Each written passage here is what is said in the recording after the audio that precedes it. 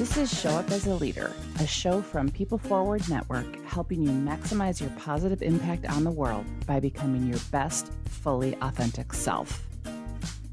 Hey, everyone. I love these special bonus episodes with my friend, Nikki, Lewallen, Gregory. She gets to turn the table asking me questions, and it is so fun every time we get together. This particular episode is an interesting one. We are unpacking how to recognize, avoid, reduce, or eliminate drama. Let's be honest, drama is great for movies and stories, but many leaders and teams have experienced drama or dramatic behaviors which, as you can imagine, unlike the movies, unlike stories, stifle creativity and cohesiveness. Leaders, let me be clear. Your job is not to enable people to continue arguing with reality, but rather to call upon them to be effective and successful regardless of their circumstances. This episode is all about diffusing drama, how to recognize and avoid drama triangles. Let's get into it.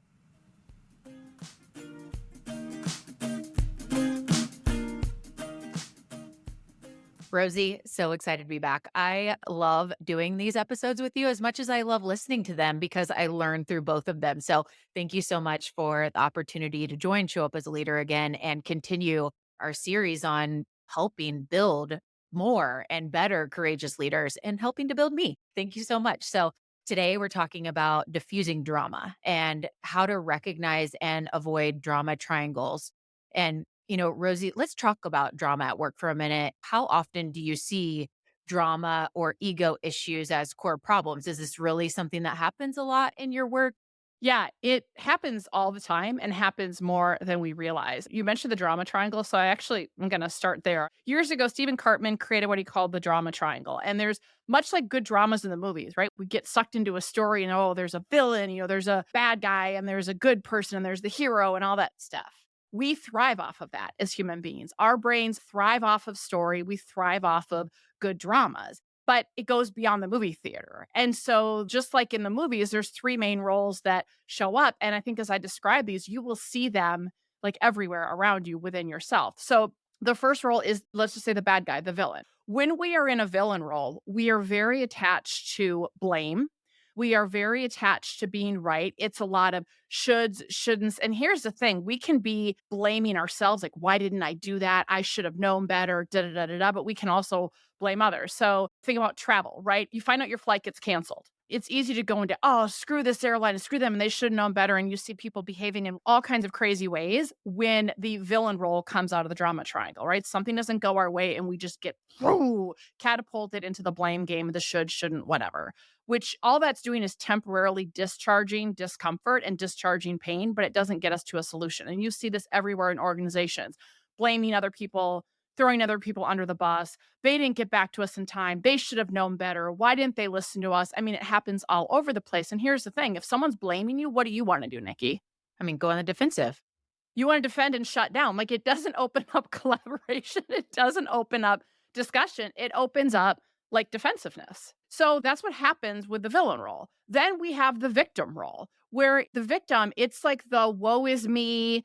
I am at the effect of everything. I can be at the effect of my body, the weather, circumstances, other people. And we feel like we are powerless to affect change, that nothing's going to make a difference. And so we just kind of sit back and then we don't step into our power. We don't try to have a conversation. We just sit back and we're going to be the person that comes up with all the reasons why this new initiative isn't going to work, or, oh, woe is me. And it's just really defeating and disheartening. And everyone's doing this to me. No one listens to me. Woe is me, woe is me, woe is me. It's just this very defeatist and kind of Debbie Downer draining mentality.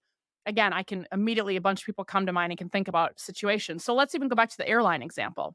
So my flight gets canceled. I can, go into villain mode. This sucks. And I should have known better. And I should have packed sooner. And I should have had a backup plan. And I hate this airline and darn Mother Nature and blah, blah, blah, blah, blah, blah.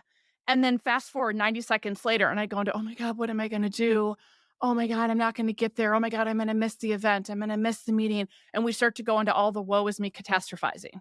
And then we go into the third role, which is the hero role. And the hero, and this is really key, heroes try to seek temporary relief from a situation. So when I hero another person, it's the I'm going to give you a fish sandwich rather than teaching you to fish. You're struggling through something, and rather than letting you struggle through it, I'm going to jump in and either do it for you, or I'm going to jump in and just take over and do it my way. I'm going to jump in and try to make you feel better rather than, it's the not letting someone else sit in their own discomfort and struggle. Or it is, I want to numb out. I don't want to feel this right now. I'm going to check out so I can numb out by suddenly like scrolling the internet and Facebook or playing word games. I can numb out through substances. I can numb out through eating, whatever, right? So if I go back to my airplane example, I'm getting pissed off. I'm in the villain role. Then all of a sudden I cycle through the victim role. Woe was me. And then I go, well, screw it. I'm going to go to the bar and have, 4 vodka martinis and I'll feel so much better, right? Temporarily numb it. I don't have to think about it. So I share those roles because when you think about it, it happens all the time in organizations where I see leaders in particular want to hero situations. We talked about this in a previous episode of, who's responsible for the work and am I calling them to greatness or am I actually trying to lift them up and encourage the struggle because I know that's where the learning and growth happens. I see this all the time on teams where they have a very inward mindset and it's the blame of, well, why didn't they get back to me? Why didn't they include me in the discussion? And then they double down on making the other person wrong rather than how can we find a path forward? So I know that was kind of long winded, but I think as you start to think of those three roles, you can start to go, oh my God, I see this everywhere. And one of the things the conscious leadership group teaches, and they actually leverage work off of this drama triangle, is that even the most enlightened leaders, most of us spend about 90% of the time somewhere in the triangle because it's just our brains on default. And so I think if we think this doesn't show up more often than we would like to think in the workplace, we're kind of kidding ourselves. Yeah, absolutely. And you rattled off so many different scenarios in those examples. Is it fair to say that as individuals, we typically act as one of those particular roles consistently? Yeah, I think that, like, I definitely can find myself, hero is my default, like, I know that I go to that one easily, but I think we can find ourselves in one more frequently than others, but we probably spend time in all 3 roles, and even in, like, I gave the airport example, in one scenario, we could vacillate between all 3 roles, but there's probably one that we find ourselves in most often, for sure. I was just thinking about bringing this to life in a couple of examples and kind of working through them. One, just because my background has been in sales for a lot of my work and working alongside sales teams. Just a quick one that I think everybody could relate to is you've got, the sales team leader, you've got different people on the team. There's this individual that just regularly is not meeting quota. There are all kinds of reasons why. Every time that like it's time for the accountability report, right? Here's all the reasons why. And then there's another team member that's regularly coming in. They are like the star person on the team coming in to help and, save the day. We're going to figure this out. We're still going to reach our team goal because that person wants to help get there. And you've got a leader that continues to enable this. There's this cycle that I see a lot of times in sales teams. I've got a little bit of a deeper example here in just a second. But in that one, any comments on what you've seen maybe in sales environments like that? Yeah, so, like, and I would say whether it's sales or whatever, if someone's not meeting standards, the lack of accountability, it's easy to go into the victim, right? It's the, "Oh, but they didn't teach me this," or "It was too hard," or "These people weren't," or "This person's taking all this," or "This person wasn't cooperating with me." It's the woe is me, I'm at the effect of, therefore, I don't need to be held accountable for showing up in whatever way I'm supposed to in meeting these standards. So that would be example. My guess would be that person, it would be easy for them to go into a victim role. The person who's coming in save the day. It's noble to want to have a team succeed, but if it's the I'm going to save the day because I don't like the discomfort, and therefore it enables someone to continue to show up in that victim role or continue to not have to be accountable, that is problematic. Or you said it's enablement, but it's enabling the wrong things. So if we keep saving somebody, if we keep not creating an environment where accountability is embraced, and I see this a lot, rather than holding people accountable, we need to think about how do we build accountable teams? And it's a very different way. And we build accountable teams by pulling people out of whatever role of the drama triangle they're in and calling them to greatness and saying, here's the standards. What are you needing to be effective? And I'm going to support you, but I'm not going to save you. And you know what? When you're giving me all the reasons why it can't work, I'm going to say, give me 3 reasons how it could. Or what would it take for this to be a yes for you? I've heard all these reasons why you don't think it's going to work. Give me one way that this would be a yes for you. So you're flipping that script when they're in that victim mode to ask them to be part of the solution, if that makes sense. I love that. And I think that can apply in so many team dynamics outside of sales, just the core to call people to greatness with the accountability and helping them take ownership in driving the solution. Can't keep repeating that same pattern. But great leaders, courageous leaders are calling others to create those solutions and truly holding them accountable. Got a little bit of a deeper one for you. And I'm curious how often you see this because it's something that I'm close to right now with a company that I work with, but I think it's very typical. So this is an industry specific, a very niche industry. And this leader that runs this team of, let's say, 50 has been in the industry for 40 years. And because this person has been in the industry for 40 years, it's regularly shared. I've been in the industry for 40 years. Everything should go through me. I know everyone. If we're working on anything, I'm part of it. I'm in it. Well, a recent scenario with this was one of the people on the growth team identified a new opportunity. The 40-year leader didn't know this contact or didn't have a relationship there. And so he was kind of like shutting it down because he didn't know them. Hey, we're overstepping because these aren't relationships that I know. Where this other person really had a great opportunity to bring the table, and it became this very ego driven drama situation. Do you see sometimes where leaders, because I've done this forever, I know everybody, whatever, like there is a lot of like ego challenges that are holding the team back to really grow because they're that glass ceiling for them? Well, 100%, and I would say I don't even just see it with people in the legacy years of their career. When someone's 40 years in, I kind of assume that that person's towards the legacy years of their career, but I see it a lot. It turns into usually it piggybacks with a narrative of where do they think they add value, and then it turns into control thing. So, as I'm listening to this, I'm like, "Ooh, how does that work for efficiency?" Because anytime anything goes through one person, you don't have redundancy. I mean, business continuity 101. You have to have some redundancy, right? And how do you grow? And so when I've worked with leaders like that, the first thing is it's kind of like you got to put your ego in check a little bit. And like, it's not feasible for you to know every single thing and be in all places. And isn't it awesome that a new opportunity has been brought forward? Isn't it awesome that ways you haven't thought about things could be leveraged or looked into that could help grow? And starting to help think that, your value as a leader can shift and it's less of now who you know and you're the go-to for everything of how are you going to impart that wisdom to the next generation and how are you going to leave a legacy that lasts far beyond you because don't you want this organization or this team to last beyond you.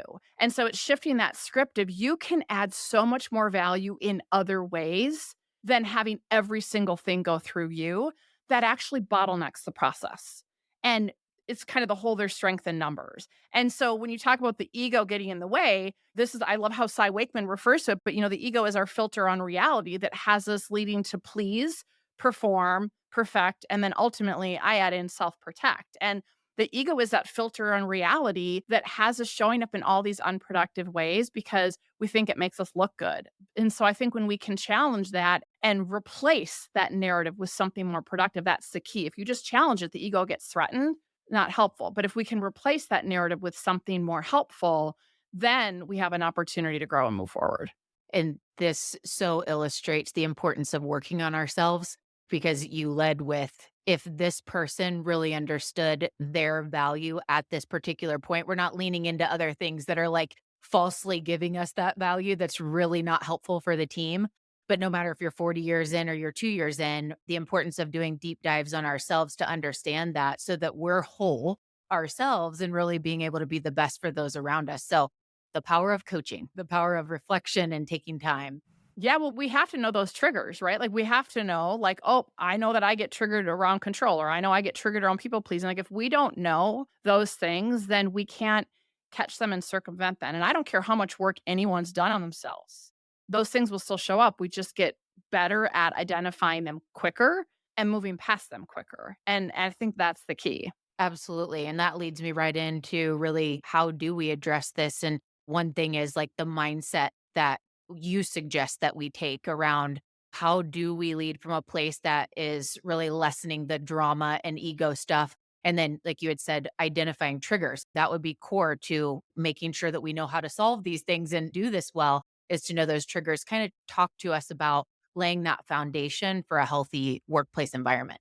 Yeah, one of the consistent threads that comes through that is we have to be able to separate what happened from our story about what happened. And as human beings, we make sense of our experiences through story. And so when someone is stuck in drama, they're stuck in story, right? Whether it's one of the roles of the drama triangle or whatnot. And so it's being able to kind of listen for those cues that are the story, the emotional hijack, whatever, that are all kind of a victim mindset and be able to cut through. So like Cy Wakeman is a master at this. We'll say things like someone will say, "Oh my God, they just dumped 3 projects on us." And she'll text me, you have to be a translator and say, "Okay, so we got some new information. Continue." Or I was just dealing with this with someone on my team of, well, they're not getting back to me. I've emailed them 3 times. And I'm like, did you stop to think that they've had 4 other things dumped on them because the organization just did some layoffs and reorgs and they're scrambling right now? And it's like, oh, so a lot of times what I like the idea of translating drama to something more neutral and fact-based, not being a jerk about it, but like I'm reflecting back what I heard, but I'm taking out the drama as it continue. But then the other thing is this is where we leverage the work from the Arbinger Institute to have an outward mindset. And that is we have to first and foremost look at other people and think about what are their needs, what are their objectives, and what are their challenges. And a lot of times we're not, we're very inward focused on our own stuff. And it's like, okay, what does this group or this person need? What are the challenges they're facing right now? Are they short staffed? Are they having tech issues? Did they have a reorg? Did they get a new project slammed on them they didn't have any say about that they're trying to move forward? So we really try to get curious about what does the other person or other group or other team have going on. And then we look at, well, how could I adjust my efforts to be more helpful for them? And then I look at the impact. And so when we think about removing drama, it's again, drama is very ego focused, which means it's very inward mindset focused. So we have to separate fact from fiction. We have to separate what happened from our story about what happened and try to like neutralize and be that translator.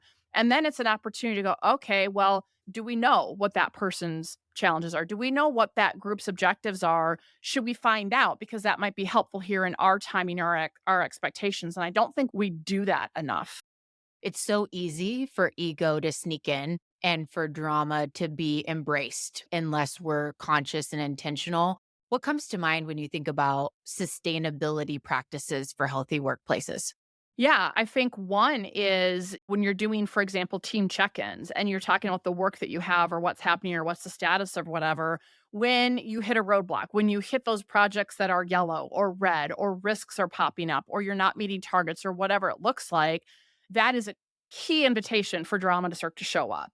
And I think instead, right, when you start to hear blame or you start to hear excuses or you start to hear, oh, it doesn't matter, we're not going to address it or avoidance, it's take a deep breath and go, okay, well, let's look at this. Let's lean into curiosity and let's look at, okay, well, who else is impacted by this? And how can we find out what they have going on that might be impacting this? How can we find out what that team or that customer or that whatever needs, objectives, and challenges are? What's changed? And so I think constantly having tools and language to turn these conversations around our work into curiosity and learning versus defending justification and blame is the key. And so I think when you have deliberate practices, when you do your check-in status updates, have those questions handy. Okay, well, what do you think might be getting in the way? And then you have to listen for the drama versus what actually happened and then call that other person to greatness, invite them to be curious about, well, how do you know that for sure? Did you talk to that person? Well, what did they actually say?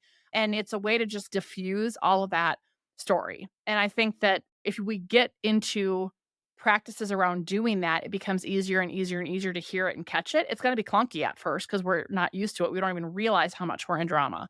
But when you start to pay attention to it, it's everywhere. Even people who do this all the time, drama is innate in our DNA because it's how we as human beings, again, stories are how we make sense of our experiences. Good stories have characters, good stories have villains and victims or whatever. So I think normalize that and then go, how do we move through it? Because it hijacks us and it hijacks teams. And it's just not helpful because arguing with reality isn't helpful. Like reality is reality. So it's like our world is chaotic right now. So we can spend a whole lot of energy wishing things would be different, or we can say, yeah, this isn't ideal. And how can we move through it? Because we're going to waste a whole lot of energy complaining. In that amount of time that we spent complaining, we could have maybe found a half decent solution to move through it. Yes. So many nuggets in this episode, just like all of them that we get to do together. A couple of mine, and I'd love, Rosie, if there's other key takeaways that you can think that I'm missing here. But I think number one, educating ourselves like on drama and ego in the workplace, understanding Cartman's drama triangle is a great way to do that, and revisiting that to become a common language. I think that's really important and such a foundational teaching. I like how you started the episode there. Number two is knowing our individual value to be a healthy individual from a foundation standpoint. Just in the examples that we shared, it's like, why was this person having to lean into knowing everybody and whatever? It was like the value at the time that person didn't feel for themselves. Number three, knowing our triggers. We all have triggers. We all always will have triggers. Awareness is key. And when we're aware, we know how to apply the things that we need to manage those. And then intentionally practicing curiosity, making it a cultural norm inside of your organization and holding each other accountable to that. Anything I'm missing? I think the only thing I would add is that when you think about making a cultural norm, I think it is starting to strengthen or hone our listening skills to really be able to start to hear the drama and then be that neutral translator of it. I will say outside the workplace, I have a teenager. Guess what? There's a whole lot of drama on a daily basis. And it is the translating it back because when someone is stuck in that emotional hijack and drama, in their brain physiologically, they can't actually tap into higher level brain functioning to find a path forward. So we have to be able to diffuse that drama and neutralize that drama, if you will, to find a path forward. And so I think just starting to hear that and listen for it and practice ways to, and it's not dismissing the other person. This isn't about not giving someone permission to feel. It's about acknowledging that they might be in an upset or experiencing some kind of difficult emotion, but then not getting sucked into their story about that emotion, if that makes sense. It's not about being cold and callous, but it's about not getting sucked into the drama. This is game changing stuff that truly helps build much more meaningful work experiences for people. Thank you so much, Rosie. And we hope you all enjoyed this and take a nugget or five to go apply to your courageous leadership journey. Are you in pursuit of being a courageous leader in your life? I would love to hear from you. Drama and ego are real issues on so many teams. And I hope this conversation sheds light on how to recognize drama scenarios and ego. I hope you now understand how to maintain a harmonious, drama free, or at least minimal drama workforce. Lead your team to work towards maintaining a positive and productive work environment. Thanks for listening. I'm Rosie Ward, and this is Show Up as a Leader. To learn more, head over to peopleforwardnetwork.com and, of course, hit that follow button.